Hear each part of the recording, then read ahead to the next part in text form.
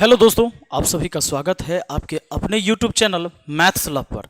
दोस्तों, ये चैनल का नाम ही रखा है मैथ्स लव, इसलिए कि भाई आपको मैथ से प्यार हो जाएगा। इसमें मैं बेसिक मैथ पढ़ाऊंगा जो एकदम बेसिक कॉन्सेप्ट के साथ होगा, ताकि आप मैथ को सीखने के लिए जो एक कला होनी चाहिए आपके अंदर, वो चीज़ें हो जाएगी कि भाई मैथ को आप आसान तरीके से कैसे सीख सकते हैं।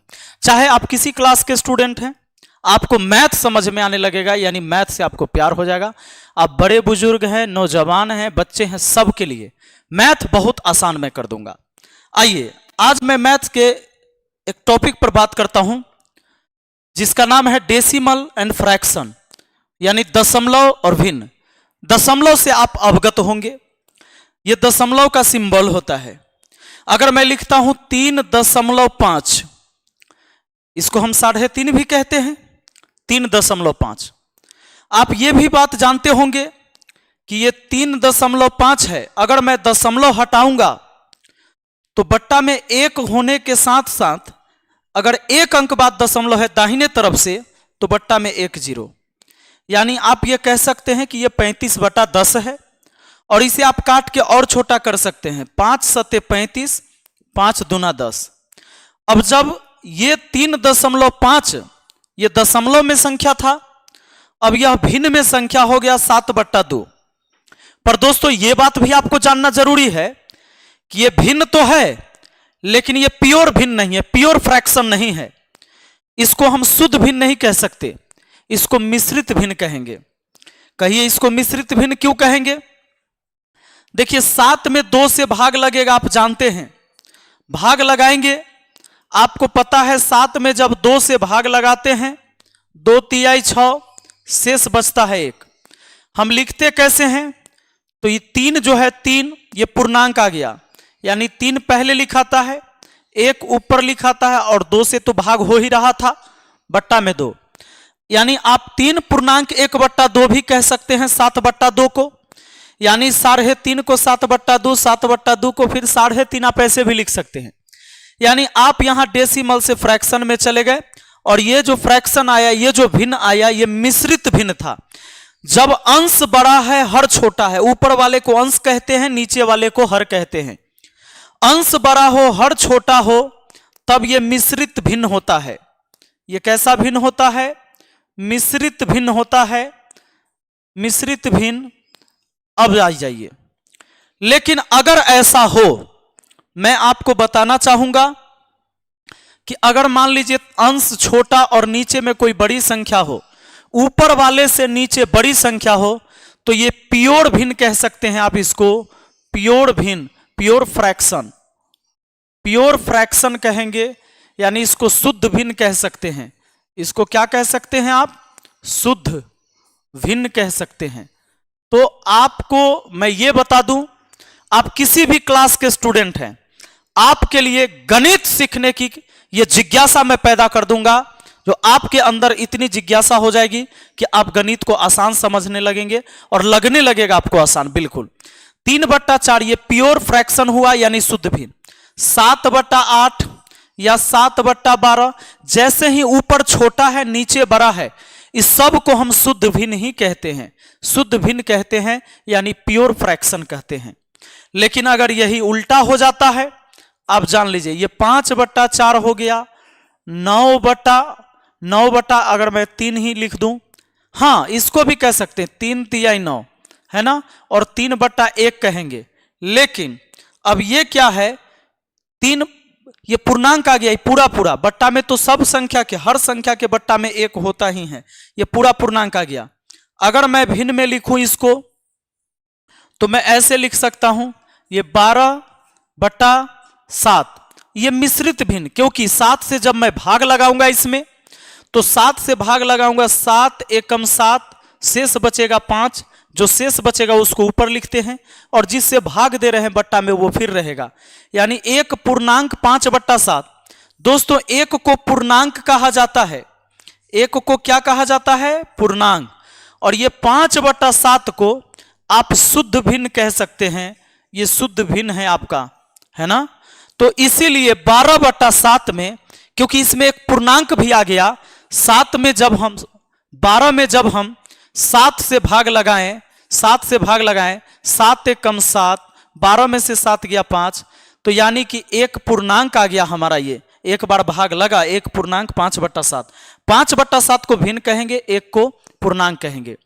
अब देखिए, आपसे कभी कभी क्या पूछता है, आपसे पूछा जाए कि जरा बताइए 12/7 जो है, 12/7 है, इसमें से कौन सा भिन्न घटा दे, 12/7 में से कौन सा भिन्न घटा दे कि यह पूर्णांक बच जाए। 12/7 से, 12/7 से कौन सा भिन्न, कौन सा भिन्न, कौन सा भिन्न घटा दे, घटा दे कि शेष, शेष फल, शेष फल पूर्णांक बच जाए, पूर्णांक बच जाए। ऐसा सवाल आपसे बोला जाएगा। सुनिए, 12/7 में से कौन सा भिन्न घटा दे कि शेष फल जो बचेगा वो पूर्णांक हो जाए। वो 12/7 को देखिए, क्या यह प्योर भिन्न है? नहीं। 7 एकम 7 और शेष 5, 5 को ऊपर लिखना है, 7 से भाग तो हो ही रहा है, यानी एक पूर्णांक 5/7 है। दोस्तों, आप इसको 1 + 5/7 भी लिख सकते हैं, लिख सकते हैं बिल्कुल। एक पूर्णांक 5/7 है, इसको 1 + 5/7 लिख सकते हैं। यहां कोई चिन्ह नहीं दिख रहा है, मतलब यहां प्लस है, मतलब यहां क्या है? प्लस है। अब ये तो प्योर भिन्न है, इसमें से कितना घटाइएगा कि पूर्णांक बचेगा? सवाल यही है कि इतना घटा दे कि शेष फल पूर्णांक बच जाए। तो एक पूर्णांक 5/7 है, इसमें से सिर्फ 5/7 ही हटा देंगे, ये 0 हो जाएगा। 5/7 से 5/7 घट गया, तो जो शेष बच जाएगा यह पूर्णांक ही तो है, क्योंकि यह पूर्णांक है जी हमारा, ये पूर्णांक है और ये भिन्न है। अगर पूर्णांक बचाना चाहते हैं कि हमें पूर्णांक बचे, तो भिन्न को घटाना पड़ेगा। और अगर यह कहा जाए कि कौन सा पूर्णांक घटा दे कि भिन्न बच जाए, तो इसका मतलब 1 को हटाना पड़ेगा। तो यह बात आपको समझ में आ गया होगा। अगर मैं आपसे यह कहूं, मैं आपसे यह कहूं कि चलिए ये 35 मैंने 8 लिख दिया है ना, इसमें से कौन सा भिन्न घटा दे कि शेष फल पूर्णांक बच जाए। 35/8 ओरिजिनल भिन्न नहीं है, यानी इसमें पूर्णांक छुपा हुआ है। तो पूर्णांक छुपा हुआ है, तो 8 चौका 32 और 3 शेष बचा, तो 35/8। आप जानते हैं इसमें 4 पूर्णांक है जी, 4 क्या है? इंटीजर्स हैं, पूर्णांक है। और ये 3/8 क्या है? भिन्न है, यानी फ्रैक्शन है। बात है समझ में? ये इंटीजर्स हैं, पूर्णांक है। 4 जो है पूर्णांक है और 3/8 भिन्न है, यानी फ्रैक्शन है। दोस्तों एक बात बताओ, इसको हम ये भी कह सकते कि ये 4 + 3/8 है।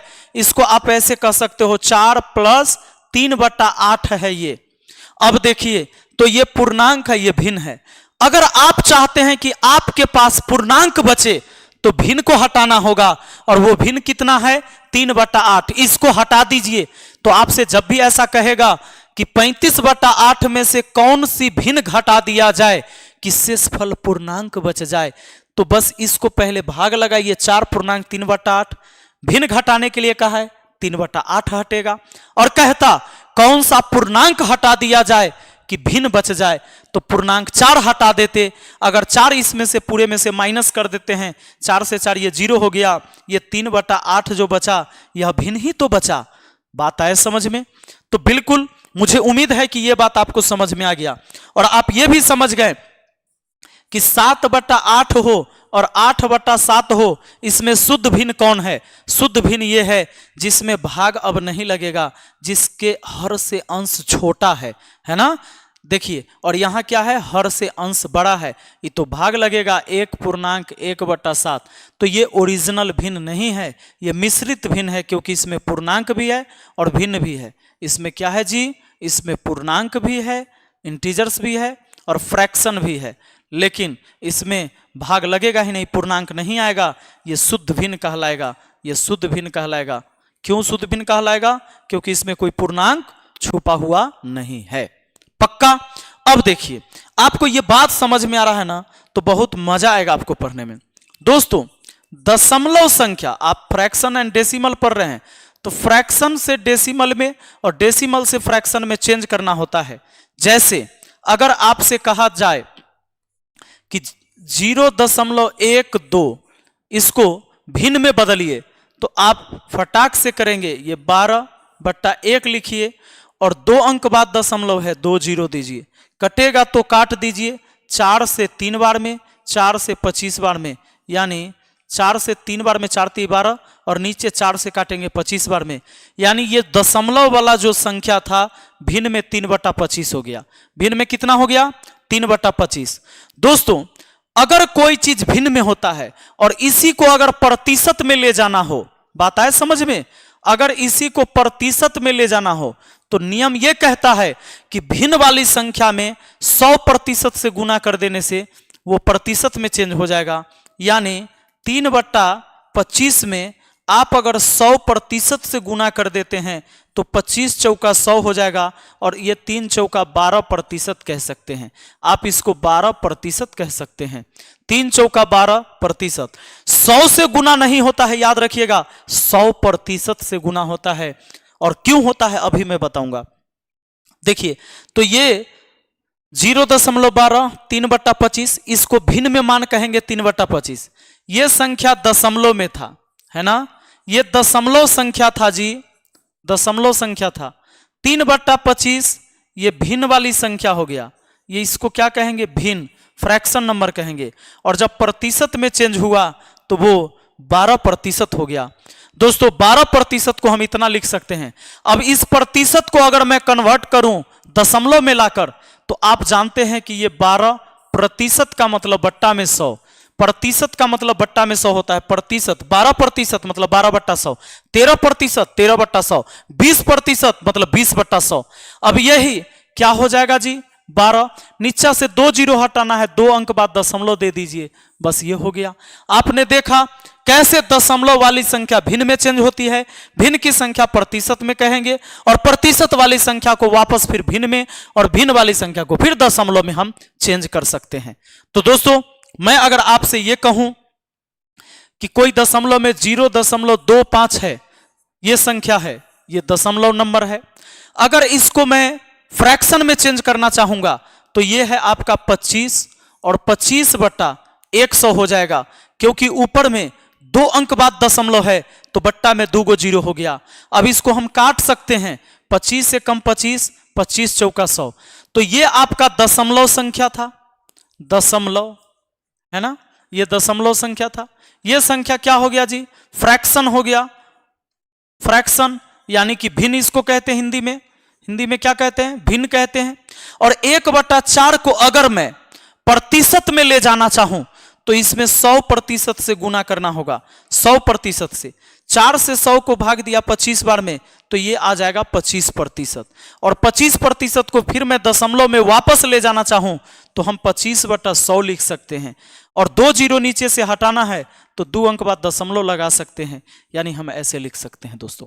बिल्कुल, तो मुझे उम्मीद है कि ये चीजें आपको बहुत अच्छा से समझ में आया होगा। आप कितनों कमजोर गणित में हैं, आपको गणित से लगाव नहीं हो रहा है, बिल्कुल ये एपिसोड आपको लगाव ला देगा, बिल्कुल आपको आसान लगने लगेगा। आपके बच्चे भी पढ़ते हैं, अगर उन्हें आप ये वीडियो दिखाएंगे तो उन्हें बिल्कुल है कि बहुत अच्छा लगेगा और समझ में आएगा।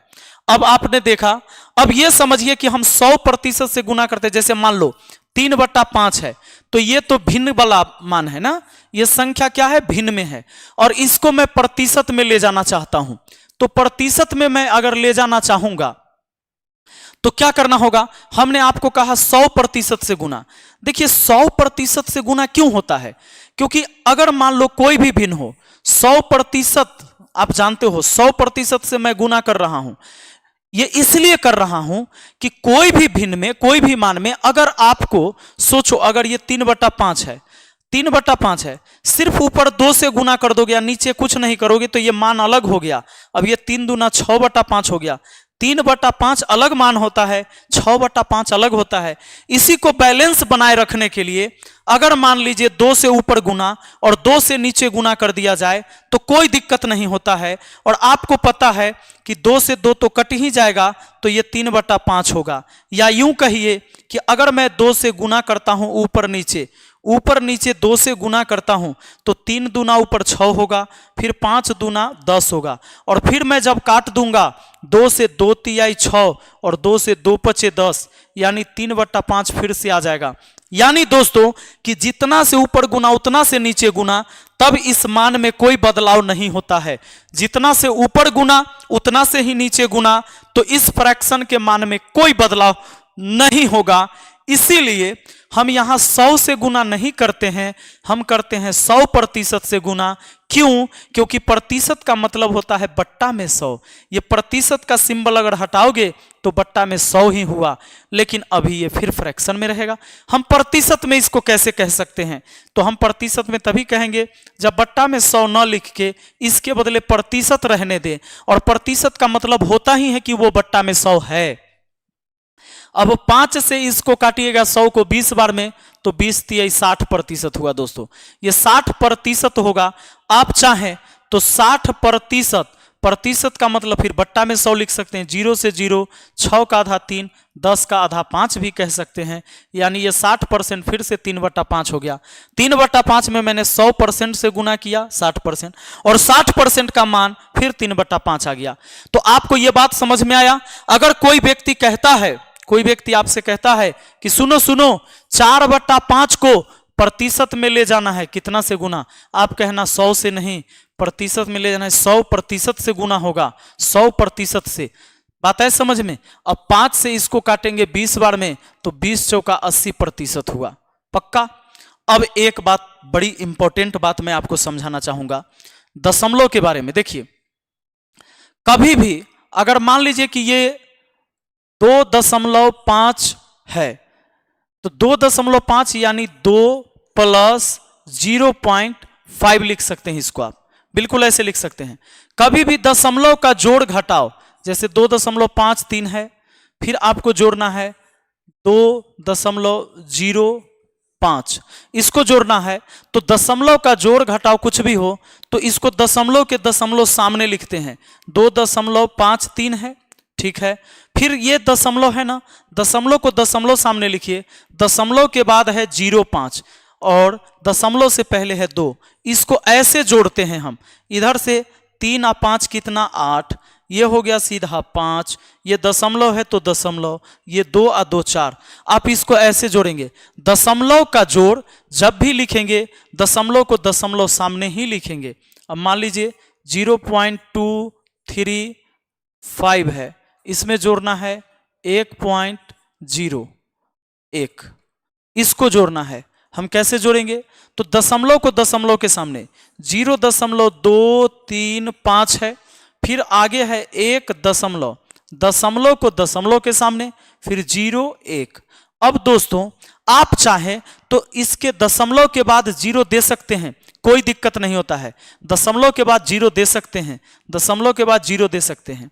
अब जैसे ही जोड़ेंगे इसको तो ये 0.5 होगा, 3 और 1 4 होगा, ये 2 आएगा और 0.1 ही होता है। ऐसे लिख सकते हैं आप, ठीक है। आप ये बात को समझ लीजिए। अगर आपको घटाना भी है, 18.97, अगर इसको हम माइनस करते हैं, मान लीजिए 23.1 या 0.1 से, तो आपको क्या करना है? 23.01 लिखना है। दशमलव को दशमलव के सामने 9 7। अब यहां पर कितना? 18, दशमलव से पहले 18। घटाएंगे आप, कैसे घटाएंगे? 11 में से 7 घटेगा 4, इधर हासिल लेते हैं। 11 में से 7 घटेगा 4, ये बचा 9। 9 में से 9 गया 0, तो हासिल इधर से गया था, ये 2 बच गया। यानी कि ये 12, 12 में से 8 घटा तो 4। अब ये 1 में से 1 जाएगा तो 0, इसके पहले 0 लगाने से कोई दिक्कत ही नहीं, यानी 4.04 हो जाएगा। तो दशमलव का जोड़ घटाव जब भी करते हैं तो दशमलव को दशमलव के सामने लिखना है। अगर मान लीजिए 0.5 है और इनका स्क्वायर करते हैं आप, तो आपको यह बात पता होगा कि 5 का स्क्वायर होता है 25। क्यों? 5 गुना 5 तो 25 होता है जी। अगर मैं कहूँ 6 का स्क्वायर तो 6 गुना 6 यानी 36 होता है जी। यानी अगर मैं कह दूं कि 3 का पावर 4 तो 3 को 4 बार लिख के गुना करना होता है जी। पावर जितना है बेस उतना बार लिखाता है गुना में। देखिए पावर 2 है, बेस नीचे है, पावर ऊपर है, बेस नीचे है, पावर ऊपर है।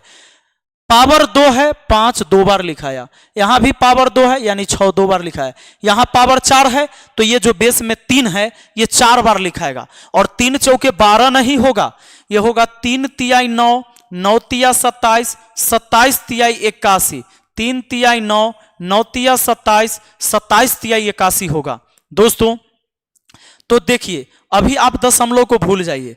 5 का स्क्वायर करिए 25, और जब दशमलव करेंगे, सॉरी दशमलव बैठाएंगे ना अब, तो ये 5 का स्क्वायर 25 किए तो पावर 2 है ना, यानी अब ये 2 अंक बाद दशमलव चला जाएगा, यानी 0.25 हो जाएगा। ऐसा इसलिए होता है कि देखिए 0.5 गुना 0.5 लिखिएगा, है ना, तो 25 तो हुआ ही, दशमलव के बाद 1 अंक, दशमलव के बाद 1 अंक, यानी टोटल 2 अंक, यानी दशमलव के बाद टोटल 2 अंक होना चाहिए, इसलिए 2 अंक के बाद दशमलव बैठा देते हैं। ऐसे लिखते हैं। अगर मान लीजिए 0.4 है और इसका पावर 3 है तो आप लिख सकते हैं 4 का क्यूब 64। और देखिए पावर 3 है, 3 अंक बाद दशमलव दीजिए, एक 0 लगाइए, 4 6 है, अब यहां दशमलव दीजिए, ये हो जाएगा आपका आंसर 0.64। ये आप बोल सकते हैं। दोस्तों एक बात और समझ लीजिए, अगर मान लीजिए 0.15 है ना, और इनका स्क्वायर करते हैं तो बोलिए 15 का स्क्वायर कितना होता है 225। अभी 2 अंक बाद दशमलव है, अब 4 अंक बाद दशमलव हो जाएगा, क्योंकि 2 अंक का डबल कर देंगे 4 अंक, तो 4 अंक बाद दशमलव, यानी यहां हो जाएगा दशमलव, यानी कि 0.0225 हो जाएगा। कैसे, तो देखिए 0.15 का स्क्वायर, यानी इसको 0.15 2 बार लिख सकते थे, पावर 2 है तो 2 बार लिखेंगे। अब 15 और 15 को गुना करेंगे तो होता है 225। अब 2 अंक यहां है, 2 अंक यहां है, तो 4 अंक बाद दशमलव होना चाहिए। दाहिने साइड से ये 3 अंक 1 0 रखिए, अब 4 अंक हुआ, अब यहां दशमलव दीजिए, और दशमलव से पहले 0 दे सकते हैं, इससे कोई नुकसान नहीं होता है। आप इसको ऐसे लिख सकते हैं। मुझे उम्मीद है कि दशमलव के बारे में ये चीजें समझ में आया आपको। दोस्तों मैं चाहता हूं कि ये वीडियो बड़ा ना हो, इसलिए मैं इस वीडियो को यहीं रोकता हूं। दशमलव के बारे में और सारे रोचक जानकारी मैं आपको अगली वीडियो में बताऊंगा, जो आपके कंपटीशन के एग्जाम में भी पूछे जाते हैं और बड़ी खतरनाक तरीके से आप उसके बारे में सीख पाएंगे। तो अगर आपको ये वीडियो अच्छा लगा है, बेसिक मैथ का वीडियो, तो चलिए इस चैनल को सब्सक्राइब करिए। ये नया चैनल है अपना मैथ मस्ती का, ये ऑफिशियल चैनल है मैथ लव चैनल, यानी मैथ से आपको प्यार करवा दूंगा मैं, तो पक्का करवा दूंगा। मिलते हैं फिर अगली वीडियो में। Thank you, best of luck.